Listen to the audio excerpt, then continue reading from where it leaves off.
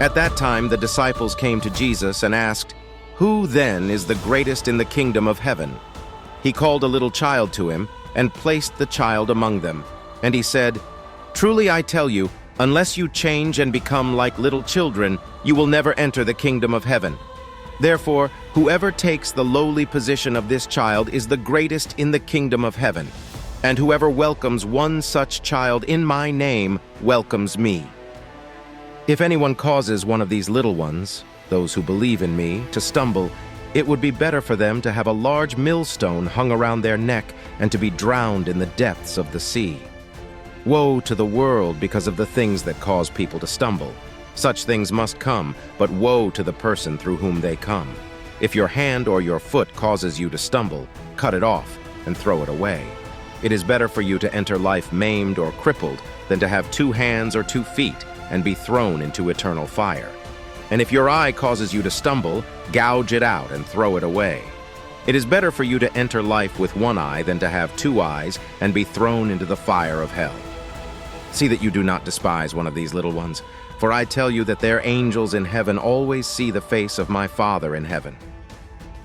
What do you think? If a man owns 100 sheep and one of them wanders away, will he not leave the 99 on the hills and go to look for the one that wandered off? And if he finds it, truly I tell you, he is happier about that 1 sheep than about the 99 that did not wander off.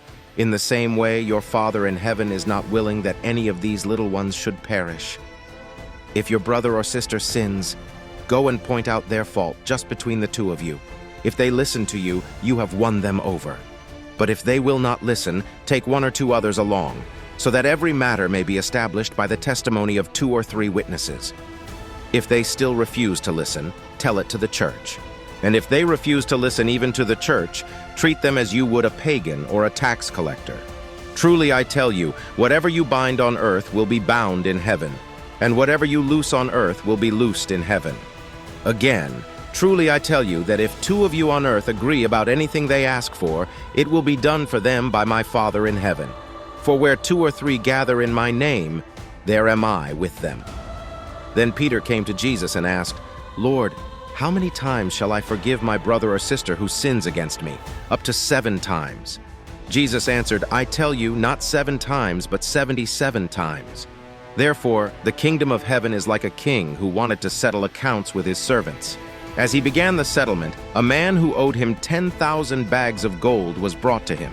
Since he was not able to pay, the master ordered that he and his wife and his children and all that he had be sold to repay the debt. At this the servant fell on his knees before him. 'Be patient with me,' he begged, 'and I will pay back everything.' The servant's master took pity on him, canceled the debt, and let him go. But when that servant went out, he found one of his fellow servants who owed him 100 silver coins. He grabbed him and began to choke him. 'Pay back what you owe me,' he demanded. His fellow servant fell to his knees and begged him, 'Be patient with me, and I will pay it back.' But he refused. Instead, he went off and had the man thrown into prison until he could pay the debt. When the other servants saw what had happened, they were outraged and went and told their master everything that had happened. Then the master called the servant in. 'You wicked servant,' he said, 'I canceled all that debt of yours because you begged me to. Shouldn't you have had mercy on your fellow servant just as I had on you?' In anger, his master handed him over to the jailers to be tortured until he should pay back all he owed. This is how my heavenly Father will treat each of you unless you forgive your brother or sister from your heart.